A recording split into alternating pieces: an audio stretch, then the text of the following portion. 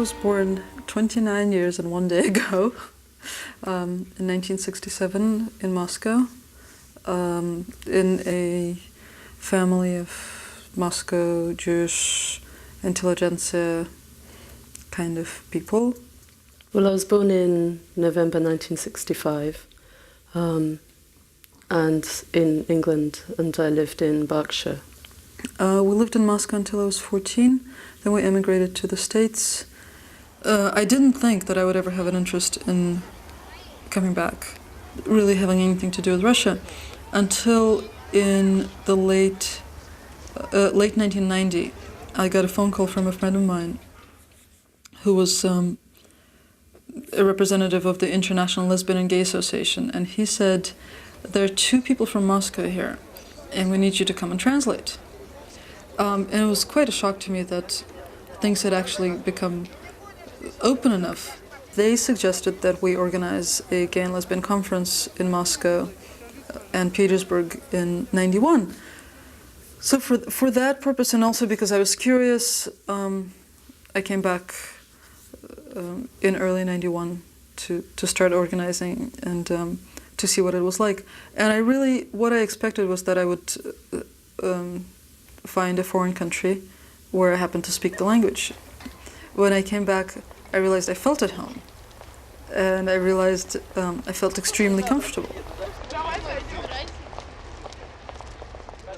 I became pregnant at the end of my second year of studies, so I was 22 when I became a mother.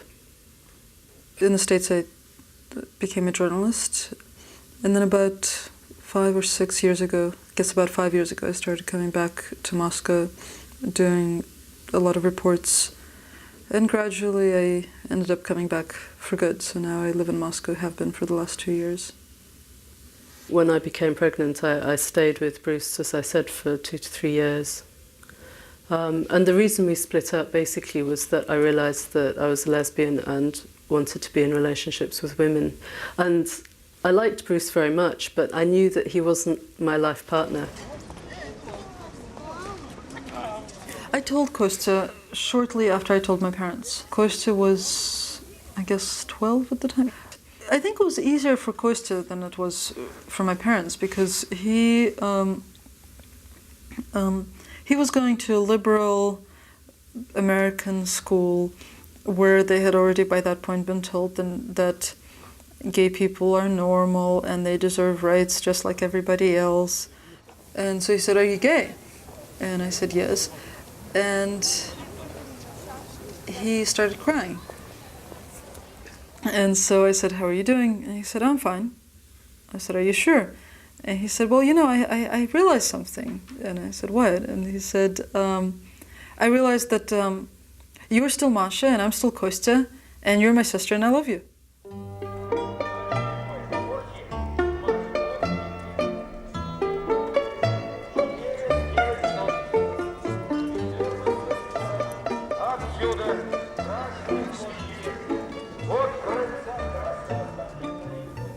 Last year I became lovers with Kate. I had known her a little bit before that, but we became a couple, and Kate was living in Brussels with her daughter, and I was living in Moscow.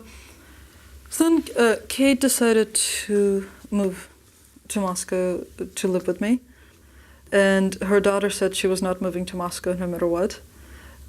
So she went to live with her dad in England. For me, it doesn't seem unnatural for 2 women to love each other.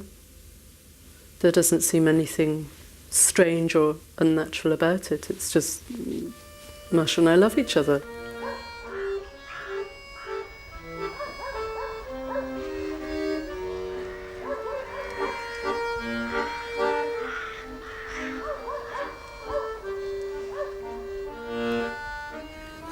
And then I introduced Kate to my grandmother, who asked me, "Well, is this the person? Like, are you trying to tell me that this is it and this is somebody you're going to live with," and that sort of thing? And I said, "Well, yes, this is what I'm trying to tell you."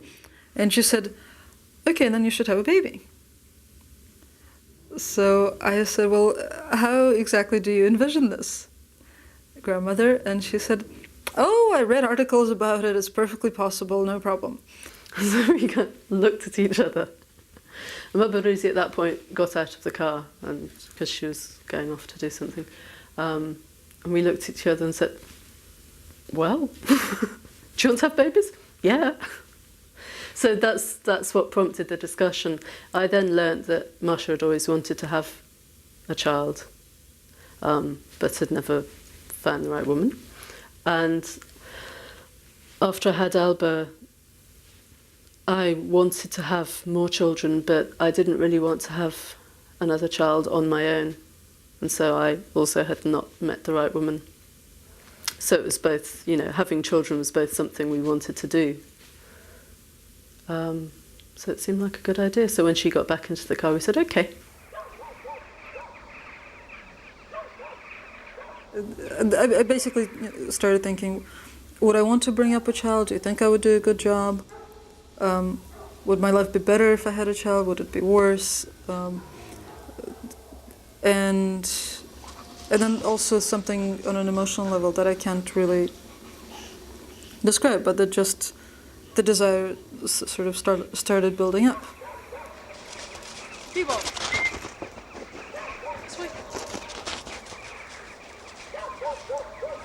Well, we decided for a number of reasons, actually, that she would be the one who would give birth. So then we decided to ask Kostya. So Kostya thought about it for a while and then said, yes. Well, first, Masha first proposed this to me sort of hypothetically a while ago, maybe almost a year ago, when I was still at school in the States. Just saying, you know, if at some point I was, and she said, I cannot have a baby, but if at some point, you know, I have someone with me who does, you know, would you be willing to donate your sperm for this cause? And I, at the time, and it seemed, there's a sperm bank near the, near school, near the university.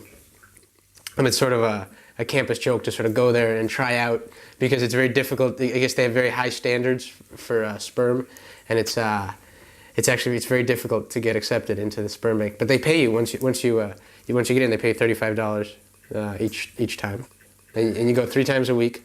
So it's sort of, you know, it's sort of a joke on campus. And so that sort of resonated, you know, and it seemed okay to go to the sperm bank because, you know, you were just donating your sperm and then you forgot about it. And plus they paid you $35 a time, which is $105 a week, which is beer money. And then my sister calls me and says, you know, would you be willing to do this for me?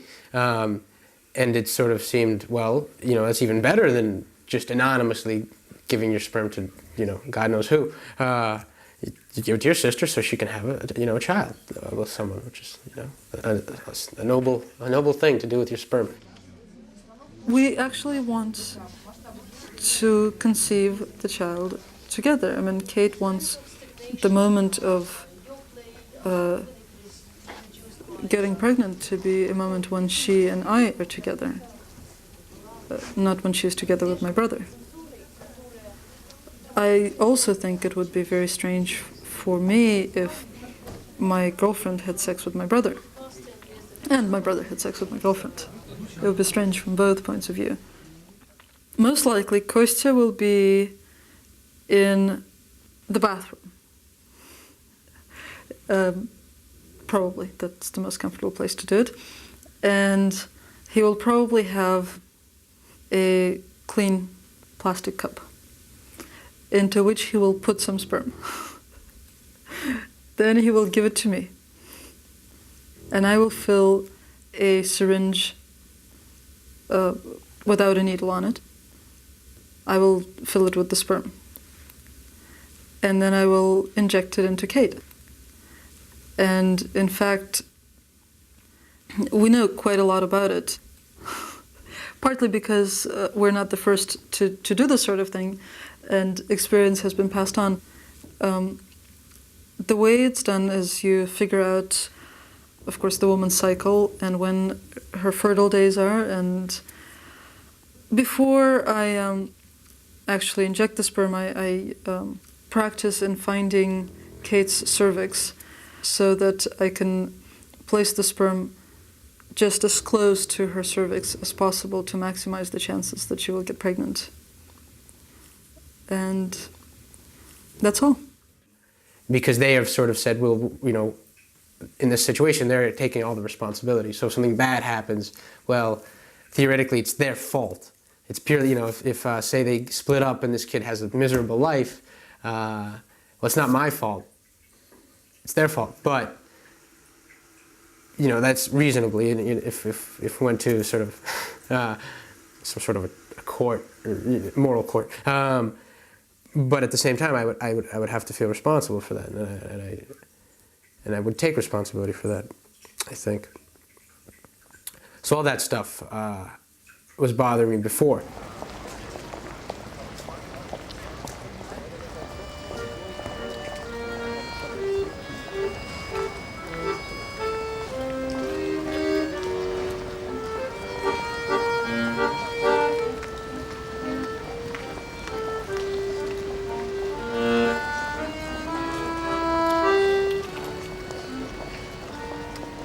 Well, we tried for 3 months, and each time, several times. Yeah, each time, the whole time that Kate was fertile, which was about 4 or 5 days, we hope.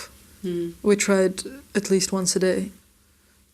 Kostya would phone when he had some to give us, and then we would have to drive over there to get it, and he always phoned at 2:30 in the morning.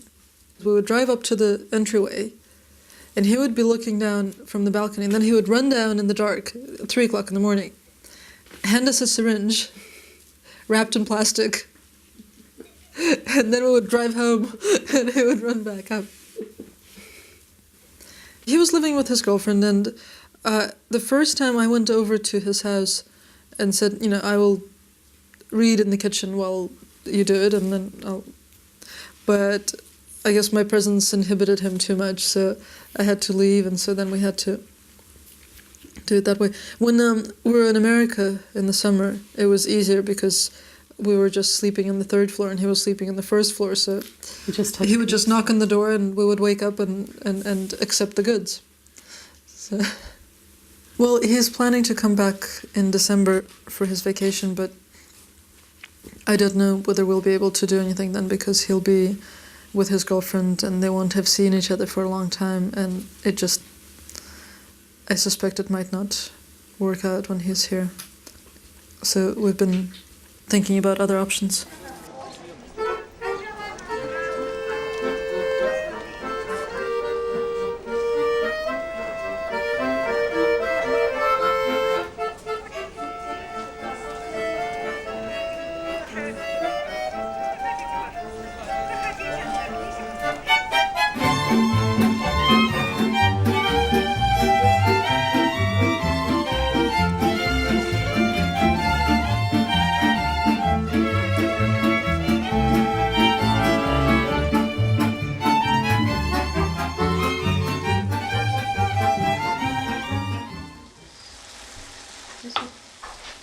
She's better.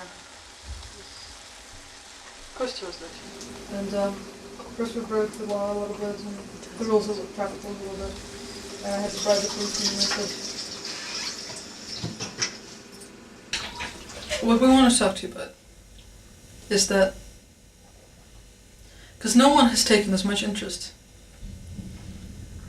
in our new baby as you have. In fact, no one has followed it so closely. No one has shown so much care. That we're wondering, well, would you like to be the father of the child?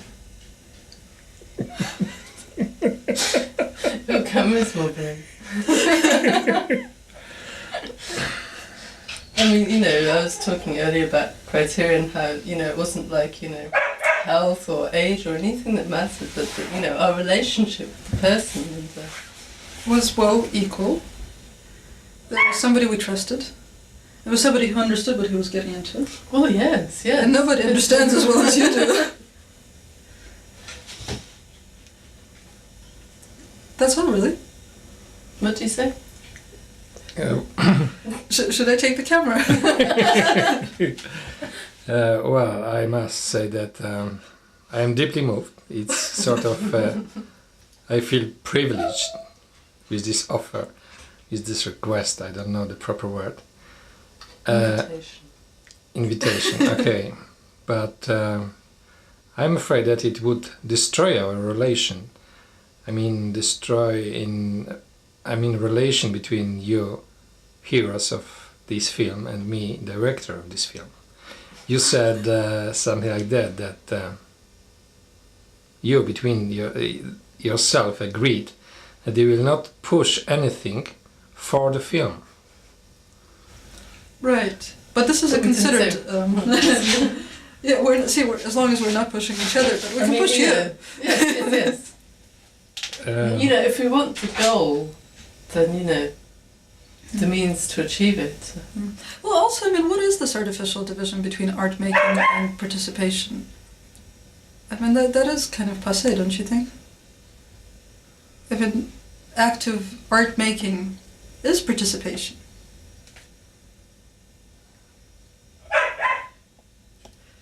He's thinking about it. Here.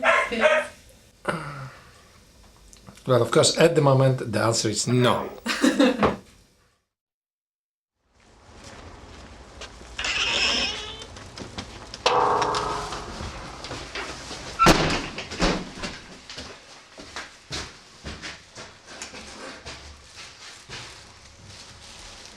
So far, we've only had one attempt.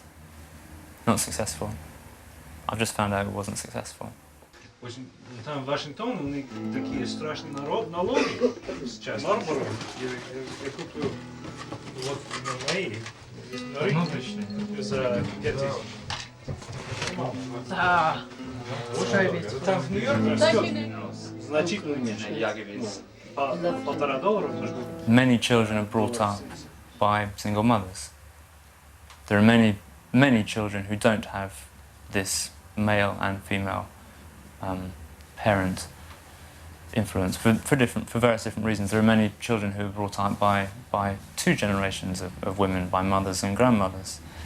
There are many children who are brought up with a mother and a father in an aggressive atmosphere, also not in maybe a drunken atmosphere, any atmosphere which is not necessarily what the child deserves and needs. Therefore, to say that there should be a proper environment is not necessarily something which depends on this male and female. It's more something which depends on the character of the two parents. I'm sure that Masha and Kate are fully aware of the psychological and emotional support that a child requires from a male and a female. And I'm sure there will be male people who will spend time with this child. Basically, what we have said to Nick, which is pretty much the same thing we've said to other people as well, is that we would like the child to have to know who the father is. We'd like to be able to tell the child. We'd like to know where this person is, if the child ever wants to have contact with this person. And other than that, we would very much like this person to be a friend of the family and form his own relationship with the child. So it might be sort of uncle relationship, it might be a sort of friend of the family relationship. It might be somebody who shows up once every 3 years, or it might be somebody who shows up once a week. It's really, like with Nick, it really depends on where he is. Although, on the other hand, we're certainly not looking for a father figure. Fortunately, as long as I'm planning to have the child in Moscow, the father doesn't have any legal responsibility, so he doesn't have to worry about this. I can't sue him for alimony or palimony. Conversely, he can't sue me for parental rights. By Russian law, if a woman has a child, if an unmarried woman has a child, whether or not she names the father in the papers, the father still has neither any obligations nor any legal rights. It would be quite different, and I think our position would be very different if we were planning to have the child in England or in the States. Когда мне не вмочь пересилить беду, когда подступает отчаяние, я в синий троллейбус сажусь на последний, случайный, я в синий троллейбус сажусь на ходу. Didn't get pregnant last time, and so I'm not sure how fertile I am now. But it's mostly because I've just changed jobs, and I don't particularly. It wouldn't be very practical for me to get pregnant now. I'm searching for the sperm quite hard because I find that I have a lot of situations that I'm not comfortable with. You know, for example, Masha having sex to get pregnant. That's something that I just don't like the idea of, because I'm just very much afraid of Masha developing some bond with somebody else that excludes me.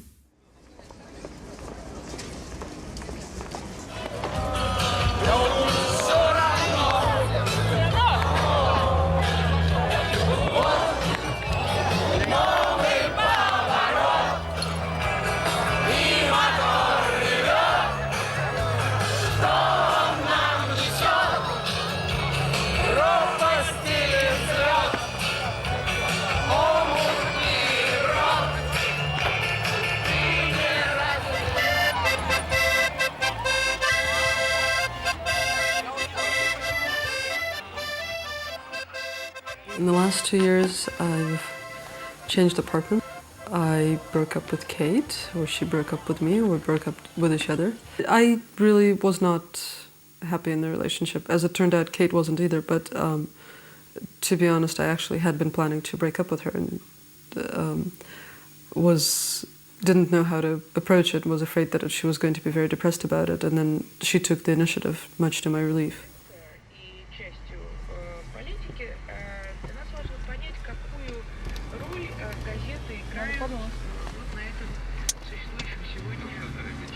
We last spoke, I think, in January 2000, and I was actually already involved with Svenja, which I didn't tell you.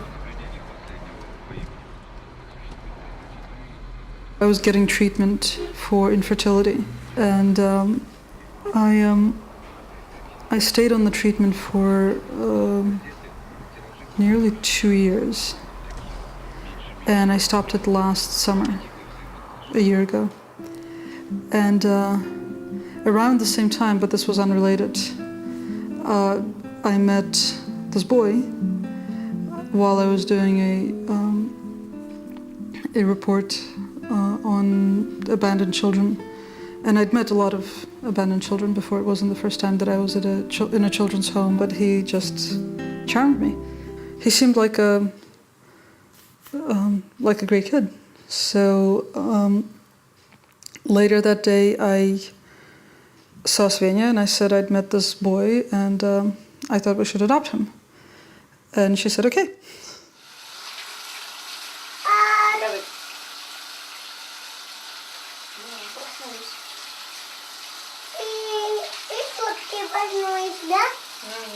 Legally, on Russian territory, I'm a Russian citizen. Russian law says that single people, married people are all equal in terms of being able to adopt. And that preference should not be given to either single or married people. And it says so in the law. So it's actually, I had no problems at all. And in fact, all the bureaucrats I dealt with, except for the police, were single mothers. And they're all very, very helpful. He was 3 years and 3 months. He's such a great child. I think it's really smart to wait until you're in your 30s and financially set to have a child, both because it actually turns out a lot more important to have money now that I have a child. I never much cared about it before, but it is very, very important to me that I can afford to give him the best medical care, first of all, good education, and just lots of opportunities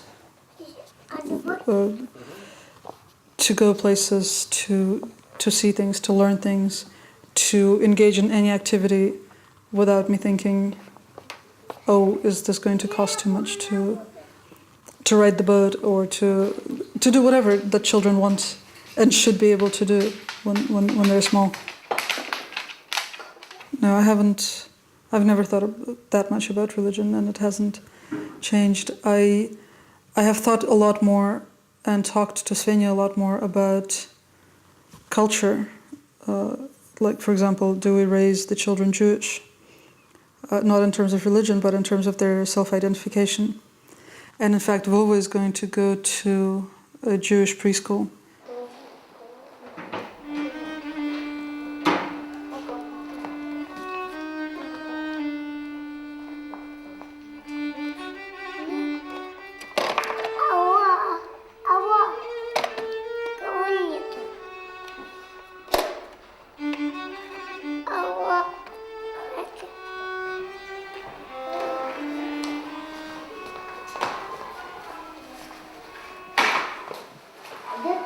I mean, the actual physical sort of inner desire to have a child is impossible to explain. It's there.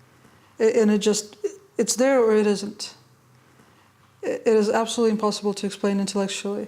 When I was in my 20s, I never felt it. In my 30s, I felt it very, very strongly. I quit the medication last summer, and we decided that at some point I would try again. And Svenja was actually saying, "Come on, you should do it now while Vova is still small. Let's make another baby, blah blah." And I wasn't so sure. I thought, okay, I do want to try, but probably not right away. And actually, one child is very good, and so on. But then the donor we had been using was in town in January, and he came over to the house, and I said that my math showed that this would be the right time to do it. So we did it, and of course I got pregnant.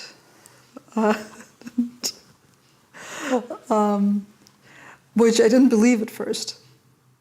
То есть уже понятно, что это будет сестрица. Они уже сказали. Я когда звонил, ты сказал, что... На прошлой неделе сказали, что точно уже девочка.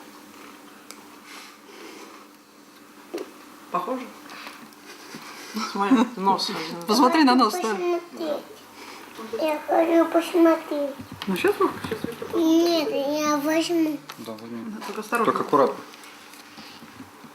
Где сестричка? Ну, это ее фотография была. Да. Видишь?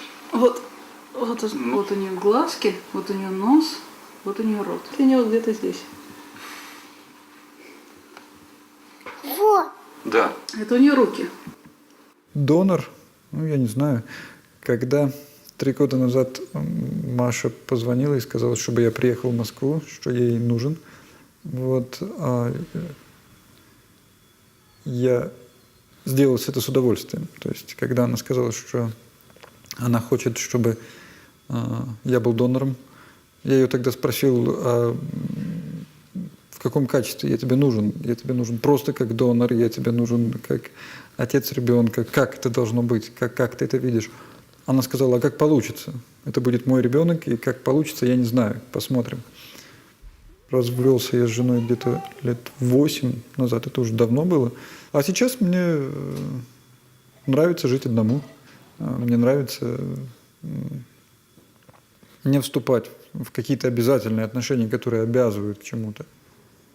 Я ей предлагал, если Вовке нужно будет, чтобы кто-то назывался его папой. Ну, мало ли будут спрашивать, Вовке, где твой папа? И я сказал Маше тогда, что если это нужно, я готов быть Вовке папой.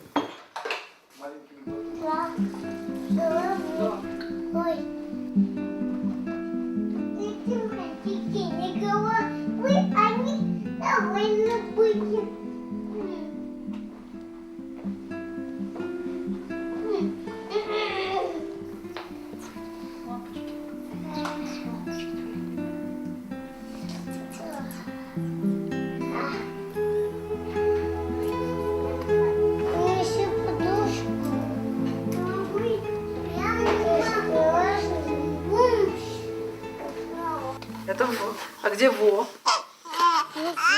Чтобы была буква В и буква О. Покажи мне. Смотри внимательно. Это что? Ла. Правильно. Молодец. Что теперь будем писать? Ну все, жизнь наладилась. Жизнь наладилась. Да. Да. Все не так плохо? Е. Е. Да. Получается, смотри. Получилось све. Све. Да. Что нам нужно? Если у нас есть све, то дальше нам что нужно? Ня. Правильно. Ты знаешь, что мне кажется, ты немножко устал. Давай мы немножко отдохнем, потом еще поиграем. А я буду читать. Давай, почитай, потом еще поиграем. Где ня? Точно. Молодец. Поставь туда. Что получилось? Свинья. Отлично. Маша. Отлично. Молодец. Она живет необычной жизнью. Мне не хотелось бы ей говорить, что тебе нужно поступать так или так. Я хочу, чтобы она была свободна в своем выборе. И, по крайней мере, каждый раз, когда мы с ней встречаемся, я ей говорю о том, что если я тебе буду нужен зачем-либо, ты всегда можешь мне просто сказать это, что ты мне нужен, и я буду рядом. Если ей нужно будет, чтобы эта девочка чувствовала меня отцом, я буду рад этому. Сколько всего интересного вокруг. Жизнь прекрасная. Да. Жизнь прекрасная. Я не вижу. Да, теперь тебе нужно будет видеть, чтобы что-нибудь сделать.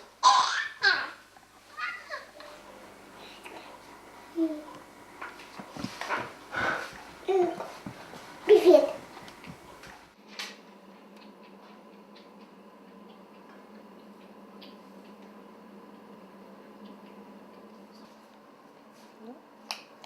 Ну, усатый полосатый. Полезай. Кенгуренок. Вот усатый полосатый. It's the 21st century. I mean, the vast majority of children in this country do not actually have men in their lives.